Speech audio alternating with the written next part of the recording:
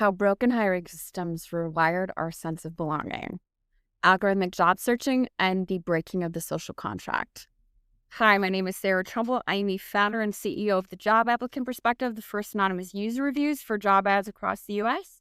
This is a level of go-to-market awareness as well as public service for all the gaslighting out there. I'm driving at a level of a paradigm shift that's just rather big. And that requires kind of making this type of info available to as wide an audience as possible. This kind of work comes from my Substack, which I encourage you to like, follow, share. And in written form, it goes out twice a week to journalists, economists, sociologists, et cetera, and so forth. It's being read by a lot, but, paradigm shifts or paradigm restorations, as I think of this, require a large group of people to make changes. And this is me trying to meet more people where they are. Some people read, some people listen, some people watch. Different strokes, different folks, So starting from the top here, use a little Harry Potter reference, but it which must not be named. A single mom applies to 378 jobs. Silence. 257 were hours she spent away from her children, carefully formatting resumes and cover letters. 121 were exhausted quick applies.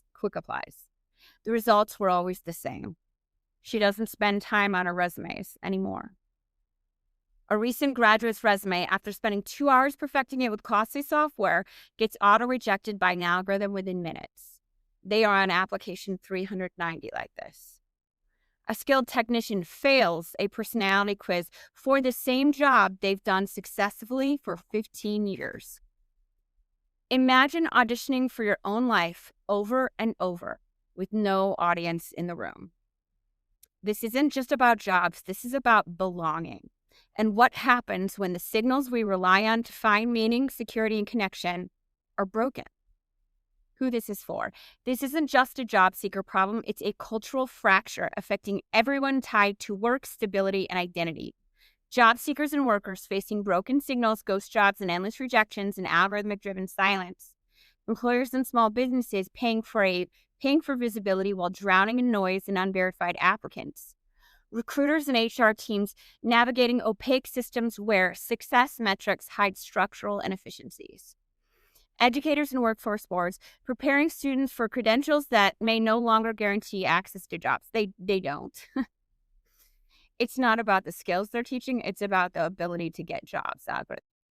Policymakers and economists modeling economies on flawed hiring data, missing the hidden social and cultural costs. Communities and families experiencing downstream instability when work, belonging, and dignity are stripped away. If your life, business, or institution depends on people being able to find work that sees their worth, this is your story too. Core thesis, the dysfunction in hiring isn't merely economic, it's cultural. It's reshaping how we understand competence, connections, identity, and worth. When signals break, meaning collapses. Professionalism shifts from competence, performative silence, to performative silence.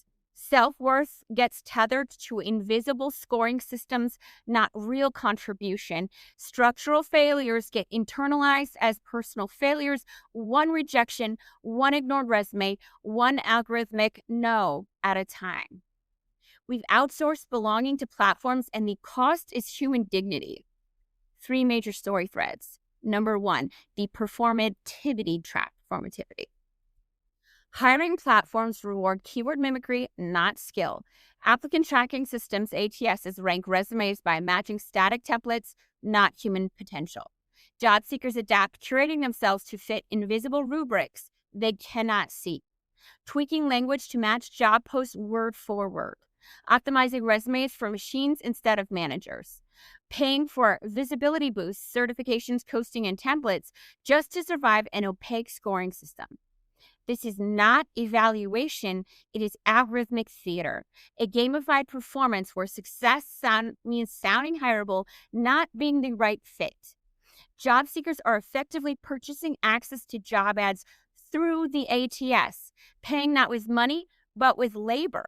Keyword rewrites, formatting tricks, quizzes, and resume optimization just to get through the gate.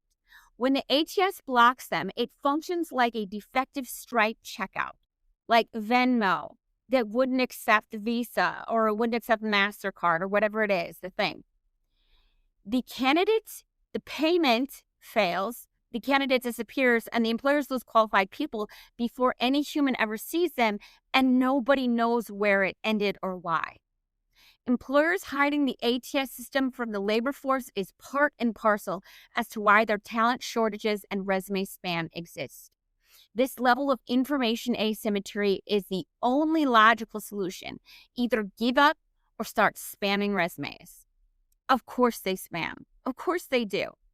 When you make the gate something that nobody knows what it is, and even if they did know, they wouldn't know the algorithm, they don't have an opportunity to do anything else because they're just playing with a slot machine. Data point, up to 75% of applications are filtered out before any human reads them, according to Harvard Business School in 2021's Hidden Workers. Shame, silence, and disconnection, number 2. This isn't just inefficiency, it's identity erosion. When rejection comes without explanation hundreds of times, the nervous system rewires itself. I'm not good enough. Something's wrong with me. Everyone else must be better. Shame pushes people into silence. Silence fragments communities, and fragmented communities cannot see the scale of harm because everyone thinks it's only happening to them. This isolation isn't random, it's structural. Platforms profit when applicants compete invisibly, not collectively. Employers gain leverage when silence is normalized. Governments built no infrastructure to track transparency or fairness, so job seekers absorb these psychological and financial costs alone. This is the farmers' fields, and this is what we did to the labor force, our entire citizenry. Like, what is a government for, if not to help people eat? And for them to allow this to happen is a choice. Imagine if any other market operated this way. Flower vendors treating girlfriends like an annoying distraction from selling flowers. De Beers acting like brides-to-be are irrelevant to the diamond business. Disney resenting that children expect to enjoy the rides. Absurd, right? Those businesses would collapse instantly. The irony is that the online job market has done to themselves what they've done to job seekers, aka severed the relationship to their own identity. The talent solutions industry has forgotten that they're not just vendors in a two-sided market. Job seekers are the stakeholders they were created to serve, the guests at the restaurant employers paid to build, not the food on the plates. When a job seeker on application 4 finding work is far less profitable to job platforms, recruiters, ATS companies than a job seeker on application 425 finding work, you understand exactly why online hiring is so inefficient and so inhumane. Because the people we're doing this to don't have the extra time to waste, which is why this is the level of amoral and unethical things happening in the job market is off the charts. One of the most unethical marketplaces to exist in modern history to me. This is why market disruption is possible and repair is so needed. The market doesn't just need to change its treatment of job seekers, it needs to remember what it is. Genuinely, it's like people don't know what long hauling is, what cab drivers would do when they saw a tourist who was never going to be there again. Of course they do that. People, not because no one's villains, because people are people. The death of meaningful work, number 3. When platforms optimize for engagement, not outcomes, skill alignment collapses. People adapt by taking whatever role they can, gig work, filler jobs, underemployment, while identity and dignity erode in the process. The cultural narrative shifts from I am my craft to I am my keywords. From I belong because I contribute to I belong if the algorithm approves. This is why job searching feels existential now. The hiring system doesn't just decide who works, it decides who gets to be seen as worthy. It gets personal because it is personal, precisely because we have systematically removed its capacity to be communal. Why this matters, this isn't just a broken workflow, it is a cultural fracture. Individual level, millions question their competence, feeling depression, burnout, and mass labor force exits. Cultural level, a generation has been trained to distrust institutions, employers, and themselves. Of course they do, because they're being demonstrably, wildly untrustworthy. Epically.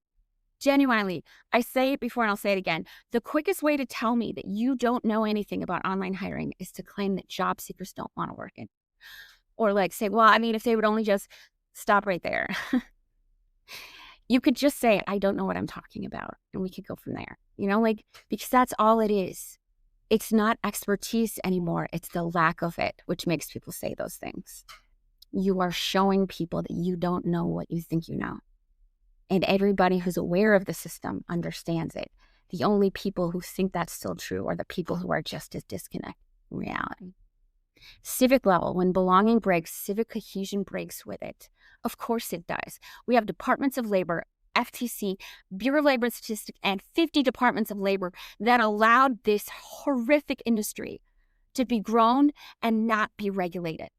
The level of epic betrayal involved, of course, they don't trust you. You've been nothing but untrustworthy, not even being able to examine millions of people out of work because of an ATS system. Ghost jobs, 1 in 3 jobs on the shelves being acknowledged to be nonsense. And we allowed it to happen and said it was job seekers instead of regulating them. But Jesus, a decade of acre-lost lemons in the labor market with people who didn't have time to spare. And we critiqued them. Didn't even examine platform initiatives, platform incentives, basic Econ 101.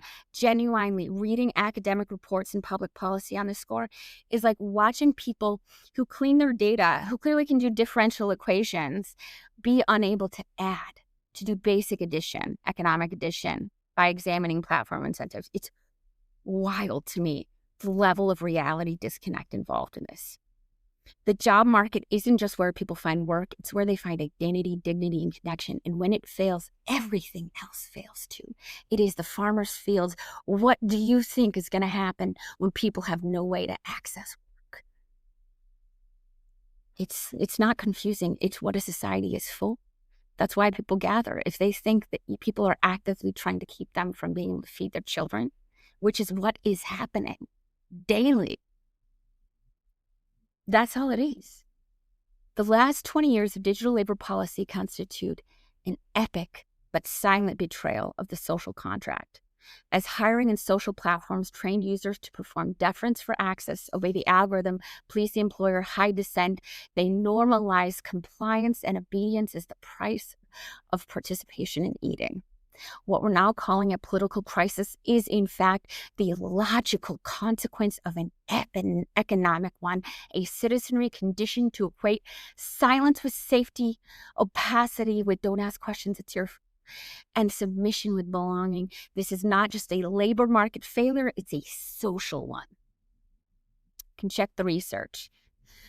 I put some here from McGraw-Hill, Wall Street Journal, Harvard, and my own stuff there. But TJAP, this is where the job applicant perspective steps in, not just as a tool, but as a cultural reset button. When we create hiring platforms to solve employer needs, we get engagement. When we create hiring platforms to solve job seeker needs, we get resolution and harmony for everyone. It's almost like creating Disney World to solve employers' needs means you have to keep sending kids, or parents' needs means you have to keep sending kids to Disney World. Creating Disney Worlds to solve kids' needs.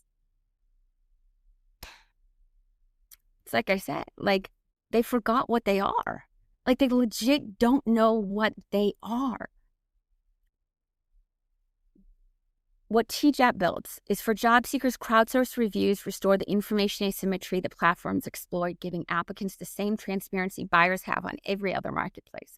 Watching people choose a movie with IMDb, find a restaurant with Yelp, order an Uber to get there, tell job seekers that they don't need that same kind of like market respect. It's wild to me.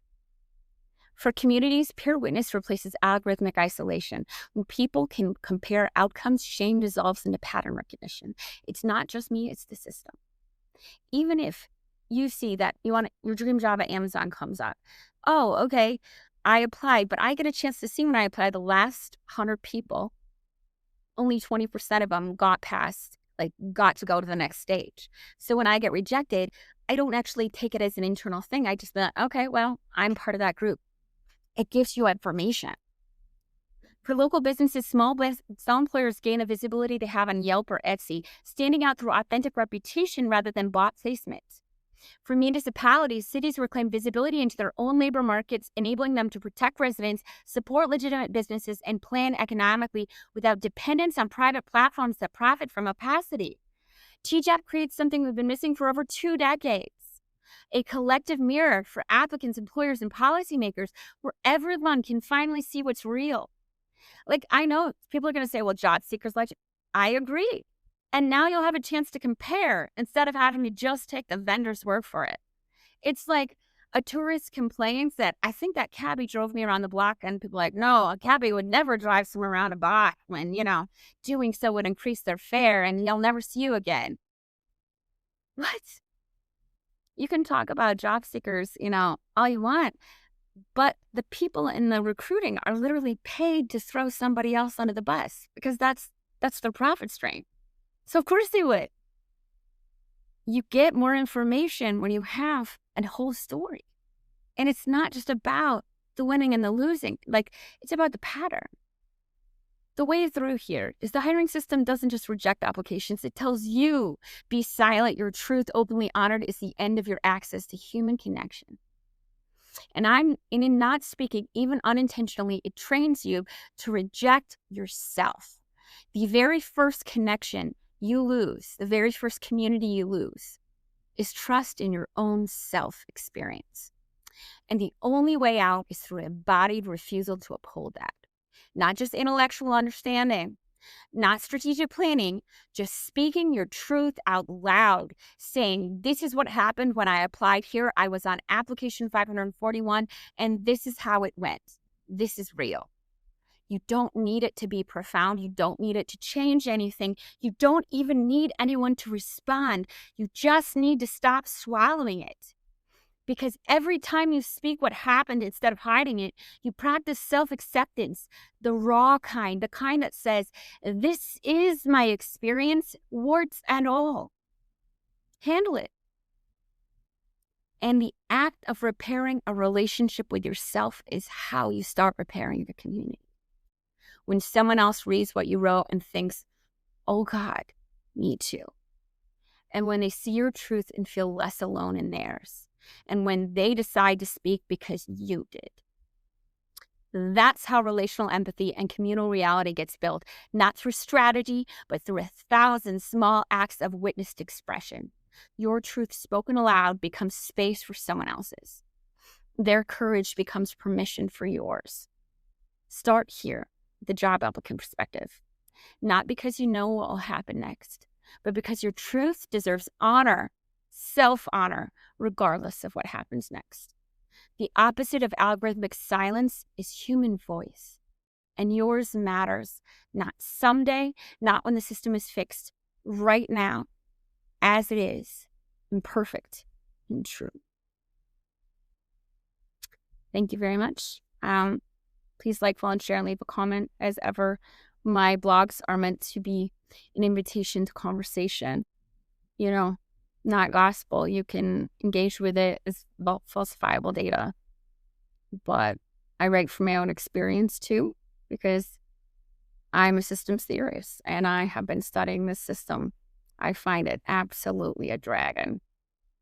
But I can't not know what I see. And that's why I'm here. It's a pretty easy sell, to be honest. When you think about cui bono, who benefits, and you ask yourself, ghosting, talent shortage, and the resume spam, the who benefits is a pretty straightforward thing. This is not to say who caused our properties emerge in complex dynamic systems without intent, but they don't get cleaned up for a reason sometimes, It's kind of where I'm at. Anyway, thank you very much. Please like, follow, share, repost, and have a good one. Be kind out there. We don't need to have work in order to have each other.